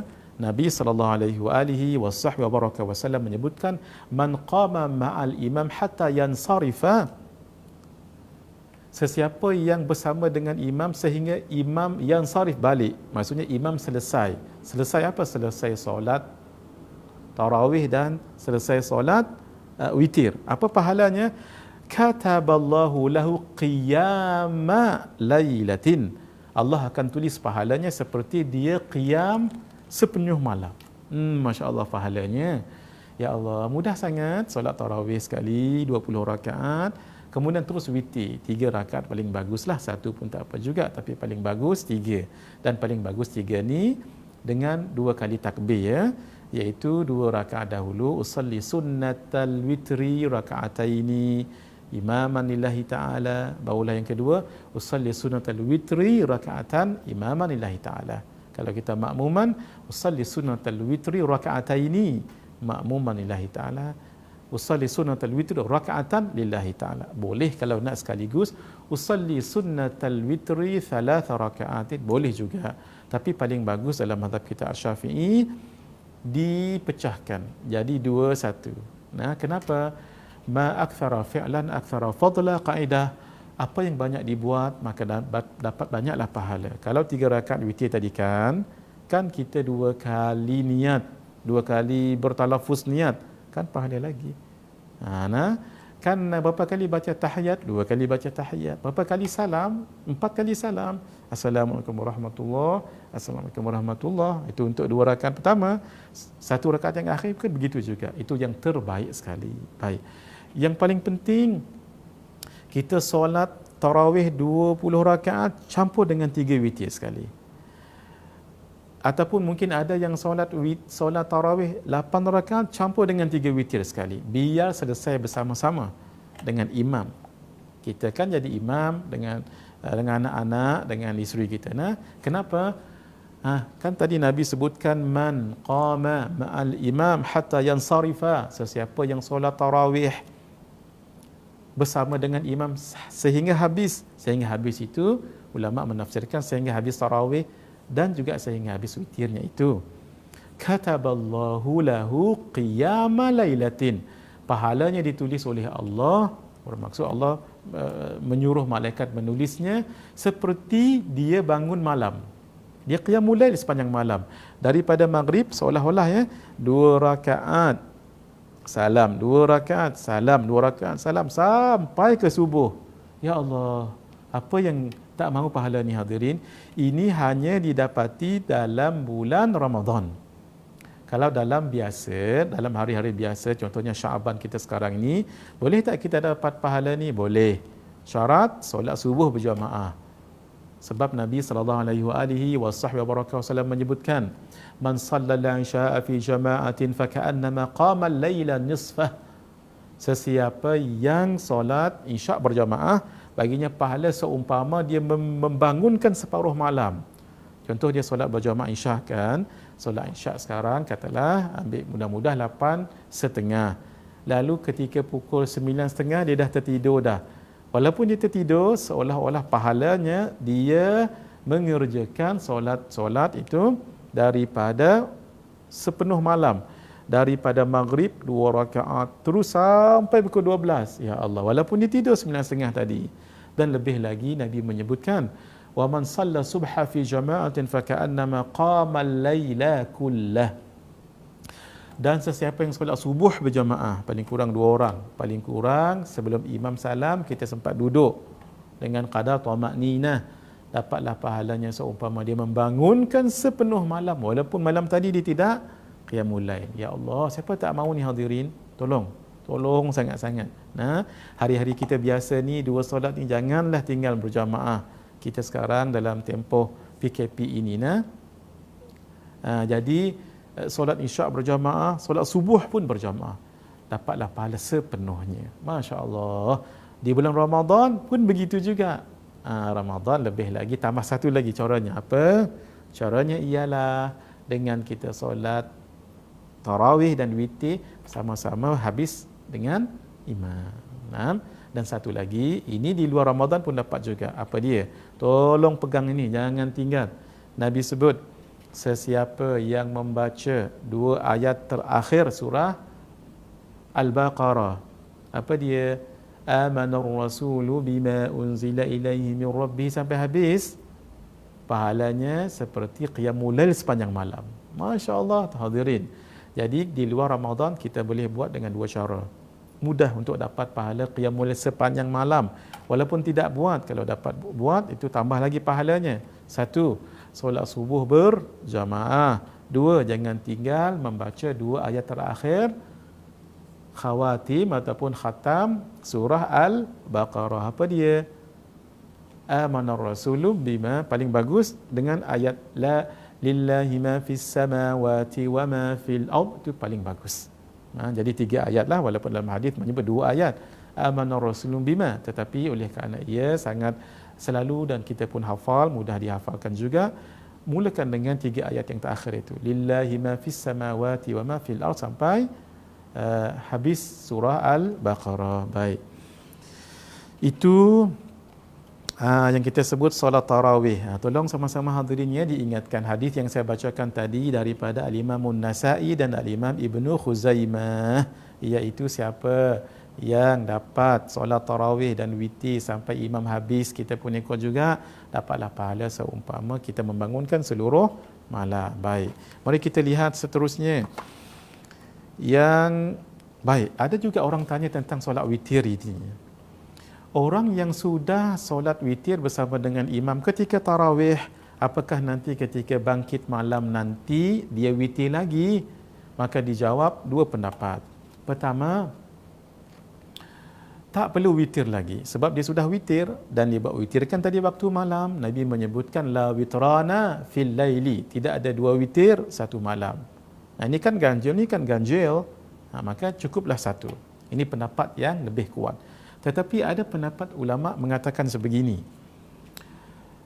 nak buat witir juga boleh, tetapi bukakan malam itu dengan 1 witir. Bukankah tadi kita bersama, kalau Ramadan yang dulu kan kita biasa solat witir di masjid, kan 3 rakaat. Bila kita bangkit pukul 3 pagi contoh, pukul 4 pagi contoh, kita nak solat witir lagi boleh, tapi syaratnya genapkan witir tadi itu. Tadi kan 3 waktu isyak nanti tadi di masjid, maka buka malam itu dengan 1 witir, iaitu menggenapkan 3 jadi 4. Bila 4 tak jadi witir dah, barulah kita solat tahajud, solat semua sekali itu dengan solat tasbih dan semuanya, tutup nanti sebelum kita nak sahur dengan satu witir, menjadilah 5 rakaat. 5 itulah namanya ganjil. Tapi pendapat ini tidak kuat. Pendapat yang kuat, pendapat yang tadi itu, cukuplah dengan satu witir. Baik. Ini faedah. Ini faedah. Kata ulama, kita bertafaul, kita mengambil barakah. Ketika kita solat witir malam, sama ada lepas isyak tu, lepas tarawih tu witir terus, ataupun witir nanti waktu tengah malam, tafaul niat. Ya Allah, seperti mana kami berwitir ni, kami tutupkan malam kami ni dengan witir. Witir tu maksudnya ganjil. Maka ya Allah, tutupkanlah kami dengan tauhid kepadamu. Itu boleh namanya. Itu namanya tafaul dengan witir. Kita ambil keberkatan witir, ya Allah, seperti mana kami tutupkan malam ni dengan yang ganjil, kan witir tu ganjil, tutupkanlah hidup kami dengan yang ganjil, iaitu apa? Tauhid padamu. Sama juga ketika kita pakai minyak wangi. Ketika pakai minyak wangi, terlupa minyak wangi saya. Minyak wangi tu ketika pakai, letak di sini. Jangan di sini. Kita biasa, masyarakat Melayu begini kan, kita letak begini. Di sini. Apa hikmahnya? Kadang-kadang minyak wangi itu pekat sangat. Kalau diletak di baju putih, dia akan berbekas. Maka hikmahnya dibuat sebegini. Maka dia akan jadi nipis. Tambah lagi seluruh tangan akan terkena bau wangi itu. Barulah kita letak di serban, di janggut, di pakaian, di tempat lain. Hatta, barakallahu fiik. Ini namanya minyak wangi. Kalau pakai minyak wangi begini. Ini dulu, kanan dulu. 1, 2 pun tak apa. 3. Kalau bagi kat orang, lagu ni. Mai saya ulok tangan. Ulok tangan lagu ni. Begini. Kita bubuh 1, 2. Begitu caranya, ya. Jangan begini. Kalau orang bagi minyak, jangan begini. Tak. Sunnahnya begini. Apa hikmah tadi? Kalau minyak ni terlalu pekat, kita boleh nipiskan. Bila kena kat baju, taklah nampak hitam sangat. Yang kedua kan, dia akan menebar ke seluruh perut tangan ni. Kita salam kat orang, dapat kita bagi kat orang. Kita sujud, dapat kat sujud tu, bau wangi, akan tersebar bau wangi. Itu satu, ya. Baik. Minyak wangi lelaki macam saya ni. Sunat tidak kuat bau, tetapi sunat tidak kuat warna tapi kuat bau. Tolong diingat, ya. Kalau yang perempuan, sunat kuat warnanya tetapi tak kuat baunya. Mari kita ulang balik. Minyak wangi lelaki macam ni, betul-betul exactly macam ni, tuan-tuan dapat tengok ni kan. Baunya tak kuat, warnanya tak kuat tapi baunya kuat. Kalau yang perempuan, warnanya agak terang tapi baunya tak kuat. Yang saya sebutkan, ketika kita pakai minyak wangi, doanya Allahumma la aisha illa aishal akhirah. Ya Allah, tidak ada kehidupan yang abadi, sempurna, melainkan kehidupan akhirat. Kita tafaul. Apa maksud tafaul? Tafaul bila kita pakai minyak wangi, terus kita ingat, ya Allah, seperti mana kami berwangi-wangian sekarang, tempatkanlah kami nanti di hari kiamat di tempat yang wangi juga. Kat mana tempat wangi? Syurga. 500 tahun perjalanan, 500 tahun perjalanan nak sampai ke syurga dah berbau wangi. Masya Allah, tabarakallah. Mari hadirin kita khatamkan. Kesembilan, memperbanyakkan ibadah, apapun nama ibadah, dengan solat sunatnya, baca Qurannya, bersedekah, kemudian berzikir, bersalawat, apapun yang namanya ibadah. Yang ke-10, banyak bersedekah. Bersedekah ni sangat bagus sekali. Orang kalau hampir meninggal dunia, di dalam Al-Quran menyebut, laula fayaqulu rabbi laula akhartani ila ajalin qarib fa asaddaqa wa akum minas salihin. Ya Allah, kalau orang tu tengah nazak umpamanya, ya, lalu dia di offer untuk boleh hidup lagi, dia tidak akan nak solat, dia tidak akan nak haji ataupun umrah, tapi dia nak bersedekah, sebab sedekah itu sangat besar pahalanya di sisi Allah Subhanahu wa taala. Paling kurang 5. 1, sedekah itu memudahkan sakaratul maut. Kedua, sedekah itu akan pertama, sedekah itu memudahkan sakaratul maut. Yang kedua, lampu paling terang di dalam kubur, lampu sedekah. Yang ketiga, kalau orang yang bersedekah itu tanda amalan lain diterima oleh Allah. Amalan baik yang lain yang dia lakukan diterima oleh Allah. Yang keempat, pintu paling besar dalam syurga namanya pintu as-sakhawah. Yang kelima, mudah dihisab oleh Allah Subhanahu wa taala. Kenapa orang yang sebelum meninggal dunia kalau dibagi kesempatan hidup nak bersedekah paling kurang 5? Paling kurang, banyak sebenarnya 5 paling kurang. 1, mudah sakaratul maut. 2, lampu paling terang dalam kubur, lampu sedekah. 3, itu tanda amalan baik lain yang dia buat diterima oleh Allah. Yang keempat, pintu paling besar dalam syurga, pintu as-sakhawah. Yang kelima, mudah dihisabkan oleh Allah Subhanahu wa taala. Insya-Allah hadirin, dalam sesi yang ketiga nanti kita akan sambungkan sedikit lagi perkara-perkara sunat ketika berpuasa. Kita berhenti dulu sebentar. Hadza wabillahi taufiq wal hidayah. Wassalamualaikum warahmatullahi wabarakatuh.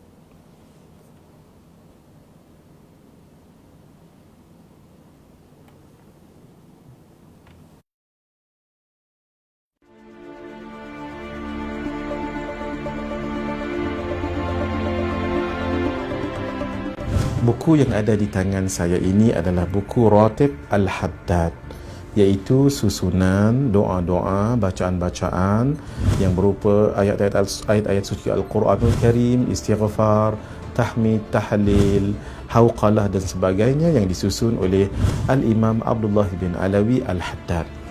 Ratib Al-Haddad merujuk kepada Al-Imam Abdullah bin Alawi Al-Haddad yang menyusun ratib ataupun bacaan ini. Ratib Al-Haddad disebut juga dengan Ar-Ratibus Syahir, ratib yang sangat terkenal. Kenapa? Satu, kerana Al-Imam Al-Haddad juga menyusun bacaan-bacaan yang lain, tetapi yang paling terkenal ratib ini. Yang kedua, kerana ratib ini diamalkan oleh ramai orang di dunia ini daripada dulu sampai sekarang. Kelebihan Ratib Al-Haddad ini sudah banyak sekali diperkatakan oleh para alim ulama. Dengan dimakbulkan doa oleh Allah, dimudahkan urusan, terselamat daripada bala bencana dengan izin Allah, diberikan kemudahan dalam sesuatu urusan, dan lebih spesifik para ulama mengatakan jika kita ingin mendapat husnul khatimah maka lazimkanlah membaca Ratibul Haddad ini. Disertakan di sini juga sedikit tentang riwayat hidup Imam Al-Haddad rahimahullahu rahmatan wasi'ah, tulisan beliau, akidah beliau, kesungguhan beliau dalam berdakwah dan pujian ulama terhadap beliau, masyayikh dan kitab dan karangan beliau, serta kata-kata yang boleh kita ambilkan hikmah dan pengajaran daripadanya. Inilah dia kitab yang kecil tetapi manfaat yang sangat besar dan memberi kebaikan kepada kita insya-Allah di dunia ini, juga untuk kebaikan di hari akhirat insya-Allah.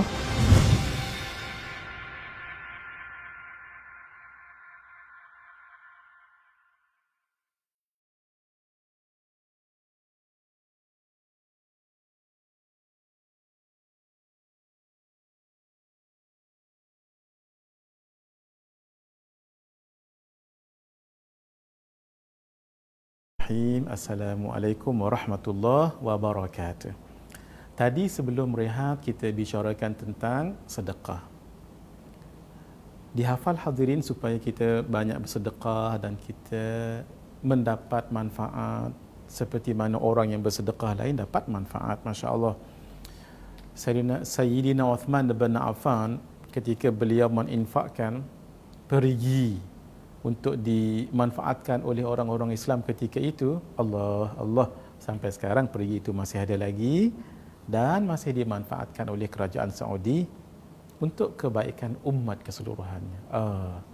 Subhanallah, macam mana pahalanya tak tahulah kita, mengalirnya pahalanya itunya.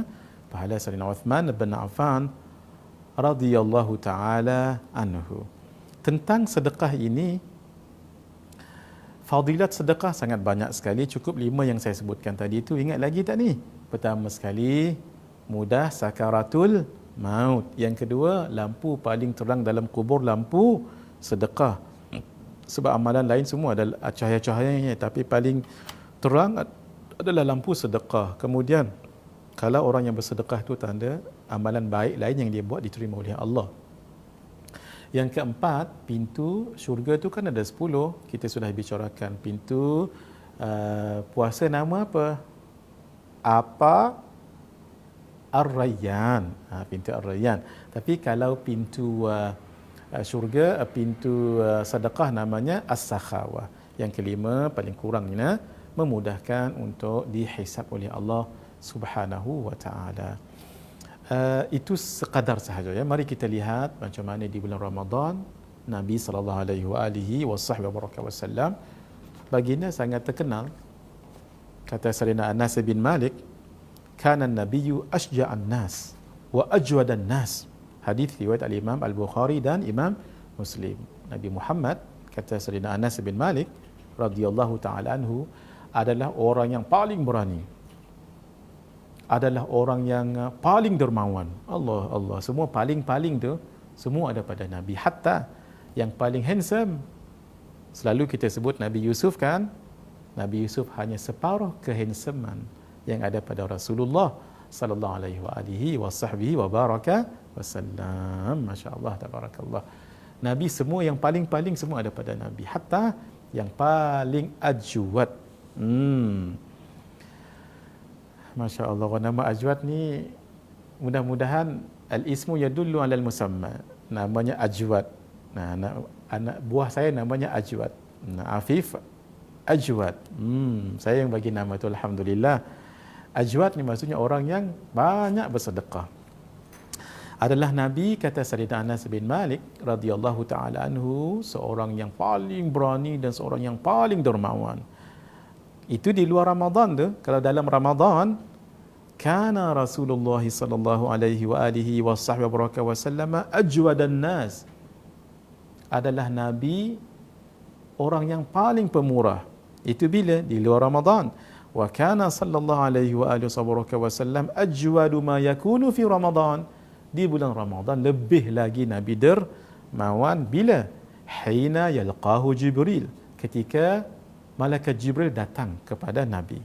Biasanya hadirin, kalau siapa yang biasa pergi ziarah di Madinah ya, di Masjid An-Nabawi yang sangat mulia itu, kan tuan-tuan di maqam itu, di situlah Nabi disemadikan. Di belakang baginda adalah Sayyidina Abu Bakar, di belakang beliau adalah Sayyidina Umar bin Al-Khattab radhiyallahu taala anhum. Bilik yang mereka disemadikan itu namanya bilik Sayyidatuna Aisyah. Di belakang itu ada satu lagi bilik. Bilik itu namanya bilik Sayyidatuna Fatimah. Baik. Di dalam ruang itu, di belakangnya itu ada satu tiang, namanya tiang Jibril. Selalunya kalau malaikat Jibril datang jumpa dengan Nabi, di tiang itulah malaikat Jibril akan datang mengajar dan sebagainya, bertadarus Al-Quran dan sebagainya. Sebab itu di kawasan itu, di tepinya ada satu pintu namanya pintu Babu Jibril, pintu untuk malaikat Jibril. Dulu malaikat Jibril datang melalui itu. Sebab itu tiang-tiang, pintu-pintu yang ada di Masjid An-Nabawi itu ada sejarah-sejarahnya. Kalau ada kesempatan nanti kita akan bicarakan insya-Allah. Hina yalqahu Jibril, ketika malaikat Jibril datang, Nabi lebih lagi Masya Allah, lebih lagi banyak bersedekah. Wa kana yalqahu fi kulli lailatin min Ramadan. Setiap malam di bulan Ramadan, malaikat Jibril akan datang, fayudarisuhul Quran, maka malaikat Jibril dan Nabi akan bertadarus Al-Quran. Bertadarus maksudnya seorang baca, seorang semak. Seorang baca, yang ini pula semak. Itu namanya tadarus. Tadarasa, yatadarasu, tafa'ala, yatafa'alu. Sama juga orang yang bermuamalah, ta'amala, yata'amalu. Bermuamalah mesti ada dua orang, penjual, pembeli. Tak boleh dia beli, dia jual. Saya jual no, saya beli. Tanya hang cakap dengan siapa? Saya seorang lah. Mesti pelik. Yang namanya ta'amala, yata'amalu. tadarasa, yatadarasu, tadarus paling kurang 2 orang tu baru namanya tadarus. Lebih daripada 2 orang tu lebih bagus lagi. Ya, tapi syaratnya seorang baca, seorang semak. Yang ni pula baca, yang ni pula semak.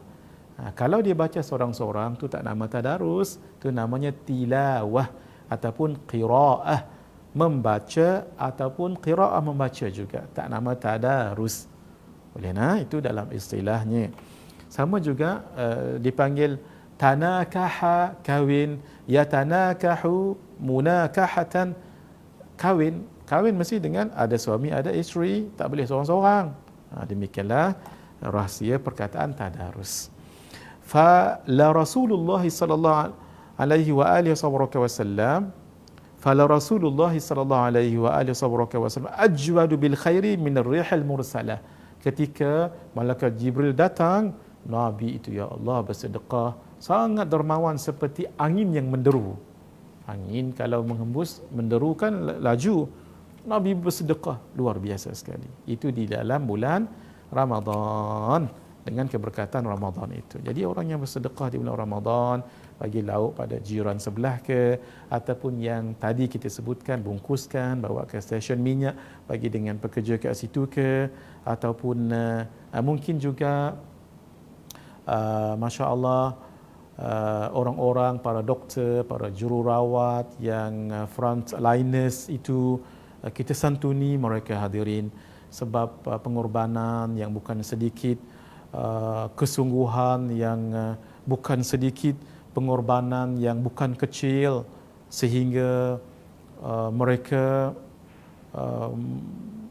berjuang dan menggunakan tenaga juga, mereka bersabung nyawa. Itu kan berisiko kerjanya hadirin. Memang sudah tahu betul-betul orang itu kena penyakit virus corona dan mereka yang mendepaninya, maka santunilah mereka, berterima kasihlah kepada mereka, hargailah pengorbanan mereka itu. Dengan cara kita kan mengikut peraturan-peraturan, langkah-langkah keselamatan yang telah ditentukan oleh pihak berkuasa. Demikian juga anggota polis, anggota askar dan sebagainya. Apa salahnya di bulan Ramadan yang mulia ini, sambil-sambil kita nak buka puasa, jangan lupa mereka bungkuskan beberapa makanan dan bagi kepada anggota yang terbabit sebagai suatu tanda penghargaan juga, kerana mereka berkorban juga untuk kita mengawal lalu lintas. Demikian pergerakan. Mudah-mudahan semua mereka itu, terutama sekali yang frontliners itu, diganjari oleh Allah Subhanahu wa taala. Dan semua sekali yang terlibat, sama ada secara langsung ataupun tidak langsung, dengan para doktornya, para jururawatnya, demikian kaki tangan hospital, klinik, demikian pasukan keselamatan, bomba dan keseluruhannya. Mudah-mudahan Allah Azza wa Jalla ganjari dan Allah balasi, Allahumma amin. Hadirin, mari kita lihat sedekah pada bulan Ramadan paling afdal. Ketika Nabi menyebutkan, ditanya Nabi, ayu sadaqati afdal, apakah sedekah yang afdal? Nabi menjawab, sadaqatun fi Ramadan, sedekah pada bulan Ramadan. Hadis yang pertama tadi diriwayatkan oleh Imam Al-Bukhari dan Imam Muslim, dan hadis yang kedua ini diriwayatkan oleh Imam At-Tirmidzi. Mari kita terus. Yang ke-11 muka surat 24, tidak memakai wangi-wangian yang menyegarkan dan yang menyegarkan tubuh setelah zuhur. Itu namanya tarafuh. Sudah kita bicarakan, bersegar-segar, berseronok-seronok, bersenang-senang, tidak merasa letihnya berpuasa. Sebab itu makruh kalau kita bergosok gigi, demikian kita pakai wangi-wangi selepas waktu zuhur, itu namanya tarafuh. Hukumnya makruh, jadi jangan pakai supaya dapat pahala sunat.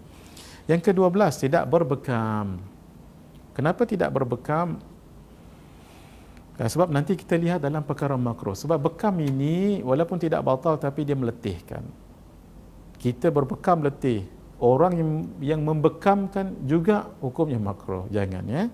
Walaupun bekam itu bagus. Malaikat Jibril pesan kepada Nabi ketika waktu Mi'raj supaya berbekam, umat ini berbekam. Yang ke-13, kawal hawa nafsu. Nafsu apa? Nafsu syahwat, nanti buka puasa nafsu makan. Masya Allah, itu pun dikawal. Yang ke-14, membanyakkan membaca Al-Quran, doa, istighfar, salawat, zikir. Dalam kitab Lataiful Ma'arif karangan Al-Imam Ibn Rajab Al-Hambali disebutkan di situ. Imam Syafi'i khatam Quran 60 kali khatam. Bermakna setiap hari 2 kali khatam. Siang sekali, malam sekali. Kalau hari biasa selain daripada Ramadan, Imam Syafi'i khatam Quran sekali. Imam Syafi'i rahimahullah ta'ala alaih menyebutkan, tidaklah aku membuka suratul Fatihah melainkan aku akan berhenti di suratul An-Nas, bermaksudnya 30 juzuk Quran. Itu di luar Ramadan. Dalam Ramadan, kana yakhtimul Quran 60 khatmatan. Fi Ramadan fi ghairi salah. Dalam kitab Lataiful Ma'arif disebutkan adalah Imam Syafi'i khatam Quran 60 kali khatam dalam bulan Ramadan fi ghairi salah, lain daripada solat. Solat tarawih lain lagi bacanya, witir lain lagi. Ni baca di luar ni biasa-biasa ni. Allah. Maksudnya 2 kali khatam sehari. Siang sekali khatam, malam sekali khatam. Sebab itu 60 kali khatam dalam bulan Ramadan. Allah, Allah, Allah. Al-Imam Abu Hanifah pun begitu juga 60 kali. Imam Malik dan guru beliau Al-Imam Az-Zuhri akan tinggalkan majlis mengajar hadis dan meriwayatkan hadis. Kenapa? Semata-mata nak baca Al-Quranul Karim. Sayyidatuna Aisyah radhiyallahu taala anha akan baca Quran di bulan Ramadan lepas subuh terus sampai waktu duha. Allah, non-stop. Mari sedikit kita mengaji macam mana kita nak tahu waktu duha. Ini penting hadirin supaya nanti kita boleh solat sunat isyraq. Sekejap lagi saya akan baca hadis tentang fadilat solat sunat isyraq. Kita tahu waktu duha dahulu, baru kita boleh solat sunat isyraq. Baik. Nak tahu waktu duha, cuba bayangkan panjang Sayyidatuna Aisyah baca Quran daripada waktu subuh, lepas subuh sampai ke duha, berapa panjangnya tu. Baik. Nak tahu waktu duha, kena tahu waktu subuh dahulu. Saya mudah-mudahkan saja hadirinnya, tidaklah tepat tapi mudahkan. Waktu subuh masuk pukul 6. Itu ya. Panjangkan waktu ini 1 jam 20 minit akan keluarlah matahari daripada matlak dia. Ini, daripada tempat keluar dia. Baik. Kalau matahari keluar kepalanya di sini, ini bermakna sudah 1 jam 20 minit daripada waktu subuh. Jangan solat duha dahulu dan jangan solat isyraq dahulu sebab ia berada di 2 tanduk syaitan. Tunggu dahulu sampai matahari ini naik 1 galah ataupun 1 lembing ataupun 1 tombak. Orang zaman lah mana dah bawa tombak, lembing. Selagi tuan imam bawa mai keluar lembing, bakal lari habis kita. Nah, dengan hitungan moden, matahari ini daripada keluar ni nak naik pada betul-betul setinggi galah ataupun tombak ataupun lembing adalah 16 minit. Kalau ikut guru kami 16 minit, Al-Habib Zain ibn Ibrahim ibn Sumaid. Kalau ikut pendapat ulama lain 17 minit, dia tingkah 1 minit saja. Maka kita ihtiyat, hati-hati ambil 17 minit. Daripada keluar ni, dia keluar ni, itu namanya waktu syuruk. Isyraqatis syamsu, keluar matahari. Sebab itu disebut terbit matahari. Terbit matahari inilah namanya waktu syuruk. Tapi belum dulu solat sunat isyraq. Difahami ya? Waktu syuruk tapi belum lagi solat sunat isyraq. Maka ditambah 16 minit, paling elok 17 minit. Inilah namanya masuknya waktu solat duha boleh, ataupun waktu solat sunat isyraq pun boleh juga. Paling bagus kita ikut pendapat Imam Al-Ghazali, solat sunat isyraq dulu baru kita solat sunat duha. Sebab solat sunat duha kan panjang waktunya. Daripada masuk waktu ni sampai bila? Sampai ke zuhur nanti. Adapun waktu solat sunat isyraq tak panjang, 15 minit je. Nah, lepas 17 minit ni tadi 16 minit, 15 minit lepas tu habislah waktu solat sunat isyraq. Boleh hadirin cuba bayangkan. 1 jam 20 minit waktu syuruk. Campur dengan berapa tadi? Campur dengan 17 minit. 1 jam 37 minit ataupun 36 minit. Begitulah Sayyidatuna Aisyah baca Quran. Panjang tak? Panjang. Lama tak? Lama. Kita kadang-kadang, ya Allah, baca Quran ni baru 2 minit. 5 kali menguap. Masya Allah, maaf nah. Kalau 5 minit, mau 10 kali menguap. Maafkan saya. Ini ya Allah hadirin. Baik. Hadirin, kesempatan yang ada ini saya ingin nak berkongsi. Kita dah terlanjur berbicara tentang solat sunat isyraq ni. Nanti siapa yang ada buku ni terbitan Galeri Ilmu, boleh dapatkan. Tuan-tuan yang ada buku ni di rumah, cuba buka muka surat 94. Allahu Akbar. Saya nak cerita lagi bagaimana kasih sayangnya Allah Azza wa Jalla kepada umat Nabi Muhammad sallallahu alaihi wa baraka wasallam. Terutama sekali waktu PKP macam ni, waktu perintah kawalan sebegini ya. Ini dibuat setiap hari hadirin, pahalanya ya Allah dapat pahala seperti satu haji dan pahala satu umrah, maksudnya haji dan umrah, pahala yang sempurna. Allah, apa dia? Sembahyang sunat isyraq. Macam mana caranya? Baik, tunggu selepas kita solat subuh tu, tunggu macam mana caranya tadi? 1 jam 20 minit kan keluar matahari tu, namanya waktu syuruk. Campur berapa minit tadi? 16 atau 17. Masya Allah, bijak nah. Waktu tu 1 jam 37 minit lah paling elok. Bermulalah solat ini, solat isyraq ni 2 rakaat je pun. Usalli sunnatal isyraqi raka'ataini lillahi ta'ala. Surah, baca surah apa-apa pun boleh. Qul ya rakaat pertama, kedua qul huwallahu ahad boleh. Dalam buku ni saya sebutkan ya, macam mana usallinya, macam mana surahnya, macam mana doanya, semua ada dekat sini. Cuma saya nak sebutkan apa fadilatnya. Mari kita baca hadis. An Abi Dharr radhiyallahu taala anhu anin Nabi sallallahu alaihi wa alihi wa sahbihi wa baraka wa sallama annahu qala. Maafkan saya, bukan solat sunat duha, tapi solat sunat isyraq 87, bukan surat 87. Tadi tersilap semula ya. An Anas bin Malik radhiyallahu taala anhu qala, daripada Sayyidina Anas bin Malik pembantu Nabi radhiyallahu taala anhu berkata, qala Rasulullah sallallahu alaihi wa alihi wasahbihi wasallam, Rasulullah sallallahu alaihi wa alihi wasahbihi wasallam bersabda, man sallal ghadata fi jama'atin, sesiapa yang solat subuh berjamaah. Ulama katakan tak semestinya berjamaah ya, mungkin orang tu tinggal seorang kat rumah pun boleh juga, yang pasti solat subuh. Thumma qa'ada, kemudian dia duduk tempat tu. Jangan sibuk dulu dengan buat makanan, minuman, jangan dulu. Siram pokok bunga, jangan dulu. Pergi ke kedai, jangan dulu. Duduk kat situ, tempat solat itu. Tak semestinya di atas sajadah tu. Yang penting di kawasan solatnya itu. Kalau dia solat di masjid contohnya, duduk di tempat tikar tu kan, kadang-kadang orang kuliah maghrib, kuliah subuh, kan dia terpaksa beredar. Yang penting berada di tempat dia solat. Kalau masjid, masjidlah. Kalau musalla, musallalah. Kalau di rumah, di rumahlah. Tapi di rumah mesti tempat bilik, tempat dia solat tadi tu. Ataupun tempat dia solat tadi tu. Apa yang dibuat? Solat subuh tadi satu. Kemudian duduk sebentar. Apa yang dibuat? Yadhkurullah. Mesti ingat Allah. Baca Quran baik, zikir baik, salawat baik, baca aurat baik, baca hizib ke, baca wirid ke. Ataupun ada majlis ilmu, kuliah subuh, ataupun di rumah dia baca kitab. Yang penting jangan lara ketika itu, dia ingat Allah. Hatta tatlu'a syamsu, sehingga matahari naik. Apa maksud matahari naik? Bukan waktu syuruk ya. Matahari betul-betul di satu galah. Sudah kita sebutkan. Seterusnya, thumma salla rak'atan, dia solat 2 rakaat. Nama solat itu duha boleh, solat sunat isyraq pun boleh. Kita ambil pendapat Imam Al-Ghazali, solat sunat isyraq. Allah, apa pahalanya hadirin? Syaratnya tadi solat subuh.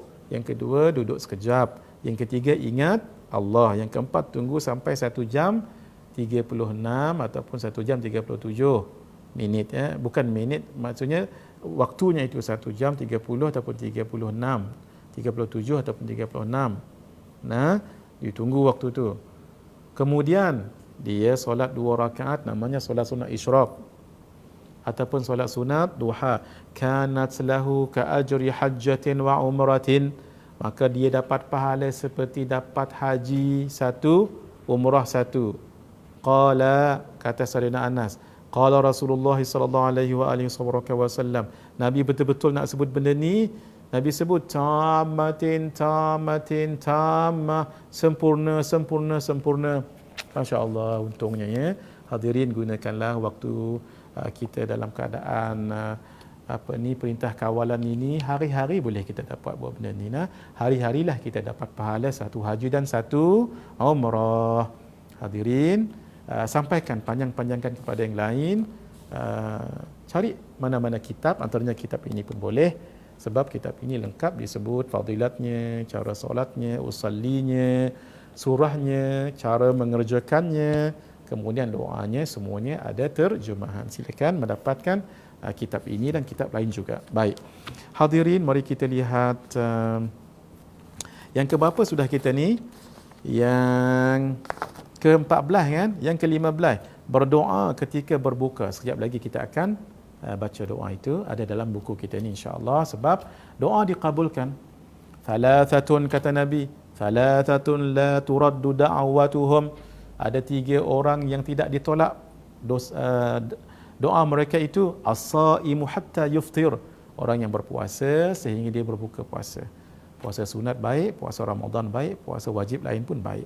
2, wal imamul adil, imam yang adil.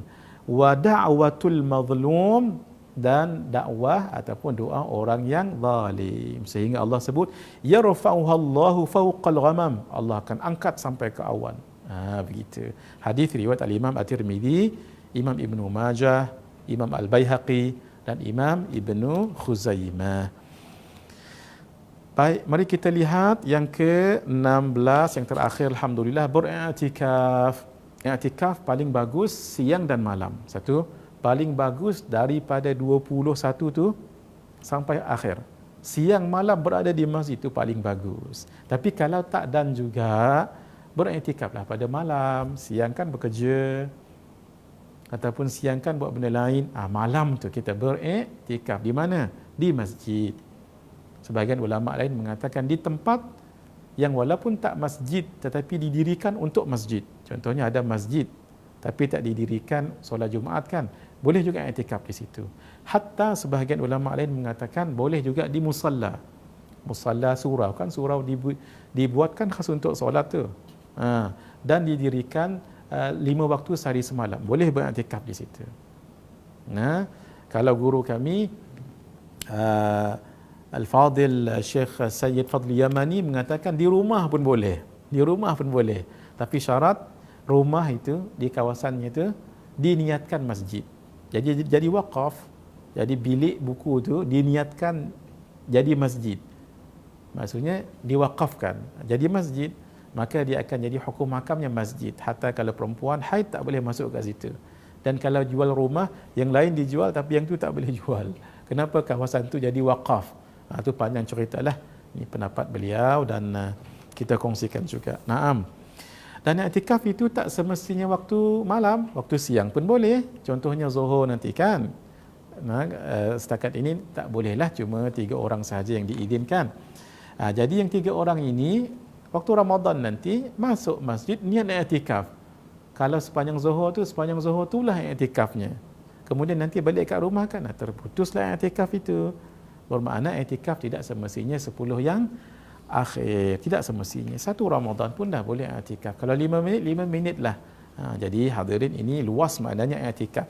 Tapi i'tikaf yang sebenar-benarnya yang Nabi buat itu 10 hari 10 malam yang terakhir itu berada di masjid. Sehingga Nabi sebut di dalam hadis riwayat Al-Imam Al-Baihaqi, walaupun hadis ini sebahagian ulama mengatakan dhaif, tidak mengapa ya, dhaif boleh digunakan untuk beramal. Mari kita cerahkan sedikit bila kita dengar hadis yang dhaif ini dari segi nisbah kepada Nabi.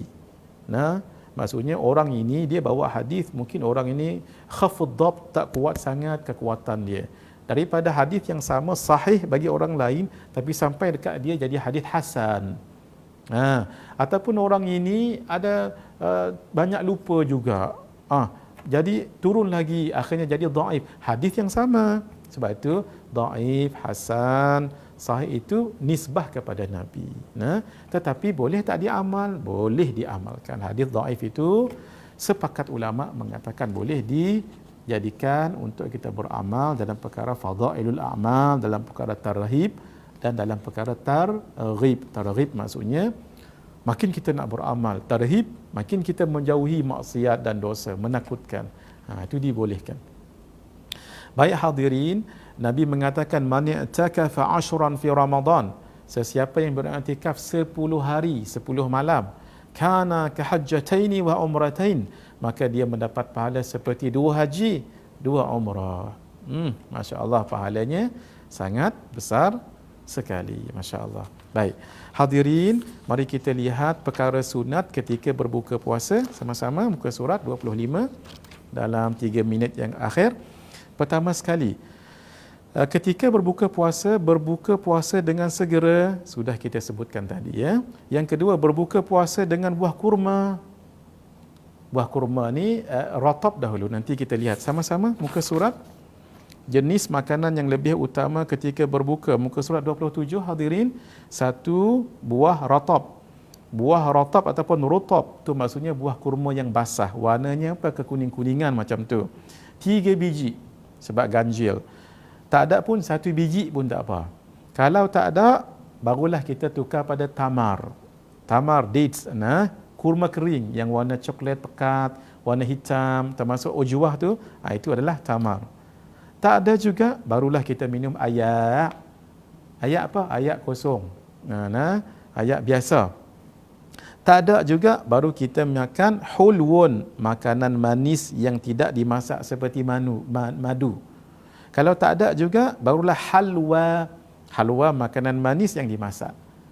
Nak kongsikan ini pada yang lain. Itu turutan dia. Mula-mula tadi ratab, tak ada ratab, tamar, tak ada tamar, ayak, tak ada ayak, hulwun, madu, kismis, tak ada juga, barulah halwa, barulah yang manis-manis itu. Gitu ya. Kenapa buah tamar? Kenapa buah ratab? Hadirin. Begini hikmahnya, sebahagian ulama mengatakan sebegini. Kita ini, perut kita ini ada liver, hati. Hati ini akan memproses makanan yang datang daripada perut dan akan bagikan zat dan energi kepada seluruh badan kita ini. Tapi mesti suppliernya adalah perut. Bukankah perut itu kosong waktu makan, waktu berpuasa kan? Jadi liver tadi, hati tadi tak dapat supply. Dan liver ini nature dia akan lebih bagus dari segi prosesnya kalau mendapat sesuatu yang ada glukosa dan satu lagi apa, tak ingat saya, iaitu yang manis-manis. Dia akan nanti memproses yang manis-manis tadi tu akan menjadi energi dan zat dan bagi kepada yang lain. Dan itulah yang ada pada buah ratab. Sebab itu buah ratab itu sangat bagus sekali sebab unsur gula yang ada dalam ratab itu ada glukosa dan ada satu lagi tadi itu akan menyebabkan liver kita memprosesnya, akan menjadikan zat dan menjadikan energi untuk disampaikan ke tubuh yang lain. Yang kedua, usus kita ini, kalau perut kosong dia akan mencernakan sesuatu yang manis begitu dalam 5 ke 10 minit. Sebab itu ratab ataupun kurma itulah antara yang terbaik. Kemudian kenapa air? Air itu, kalau ratab tadi ada unsur gula, maka air itu unsur basah. Bila basah dengan gula itu tercantum, liver itu fungsinya lebih bagus lagi. Dan usus kita dapat dibersihkan dengan air tadi, demikian juga kerongkong kita. Itu sedikit yang saya tahulah hadirin. Kalau salah, tolong perbetulkan. Itulah antara hikmah kenapa makan ratab bila berbuka puasa. Yang kedua, yang ketiga sudah, mari kita lihat banyak membaca asyhadu an la ilaha illallah astaghfirullah nas'alukal jannata wa na'udzubika minan nar. Hadis yang panjang riwayat al-Imam, riwayat Sayyidina Salman al-Farisi. Hadis ini disebut di dalam kitab Fadailul A'mal yang dikarang oleh Syekh Maulana Zakaria Al-Kandahlawi yang sangat barakah itu. Walaupun hadis ini dinilai dhaif bagi setengah orang, tetapi boleh digunakan untuk beramal. Nabi mengatakan fa'aktharu fihi bi arba'ati khisalin. Dalam Ramadan banyakkan sebut 4. 2 kata Nabi, amma khaslatan, 2 ini tak boleh tidak. Nah, ini sangat menyukakan Allah. Yang 2 lagi tak boleh tidak, sangat kita perlu memintanya. Ternyata yang 2 yang pertama tu apa? Asyhadu an la ilaha illallah astaghfirullah, kita bersyahadah dan kita beristighfar, ini Allah suka. Yang ketiga dengan keempat, 2 lagi tu kita minta syurga dan jauh neraka. Tu jangan ditinggalkan. Bagaimana caranya? Diangkat kedua tangan sebegini, sementara nak buka puasa 10 minit, 5 minit dibuat sebegini. Asyhadu an la ilaha illallah astaghfirullah nas'alukal jannata wa na'udzubika minan nar. Asyhadu an la ilaha illallah astaghfirullah nas'alukal jannata wa na'udzubika minan nar. Boleh juga diselangi dengan Allahumma innaka afuwun karimun tuhibbul afwa fa'fu anni, ataupun fa'fu anna. Ulang lagi, asyhadu an la ilaha illallah astaghfirullah nas'alukal jannata wa na'udzubika minan nar. Allahumma innaka afuwun karimun tuhibbul afwa fa'fu anni. Kalau kita biasa fa'fu anna boleh juga. Ulang lagi, astaghfirullah. Itu dibaca. Baik. Doa yang masyhur kita baca ketika nak buka puasa, Allahumma laka sumtu wa bika amantu wa ala rizqika aftartu. Itu yang biasa kita baca. Ada hadis tentangnya, boleh diamalkan. Nak sambung lagi, ada hadis yang lain lagi, dhahabadh dhama'u. Mari kita terjemahan ada dekat sini hadirin, kerana masa tidak mengizinkan, tuan-tuan tengok sendiri terjemahannya ya. Allahumma laka sumtu wa bika amantu wa ala rizqika aftart, dhahabadh dhama'u, dahaga telah hilang, wa batalatil uruqu, urat-urat telah terpenuhi, wa thabatal ajru insyaallah, dan pahala telah tetap jika Allah mengkehendaki. Alhamdulillahilladzi a'anani fasumtu, segala puji bagi Allah yang telah membantuku lalu aku berpuasa, wa razaqani fa aftartu, dan telah memberikan rezeki kepadaku lalu aku berbuka. Yang tadi lalu aku telah berpuasa, ini telah berbuka. Allahumma ya Allah, inni as'aluka bi rahmatika allati wasi'at kulla syai'in an taghfira li ya arhamar rahimin. Ya Allah, sesungguhnya aku memohon kepadamu dengan rahmatmu yang luas pada setiap sesuatu untuk mengampunkan diriku, wahai yang paling penyayang di kalangan yang penyayang. Yang tadi kita baca Allahumma laka sumtu, ya Allah, kerana engkaulah aku berpuasa, wa bika amantu, kerana dengan engkaulah aku beriman, wa ala rizqika aftaratu, dan rezeki yang engkau kurniakan itulah yang aku buka puasa.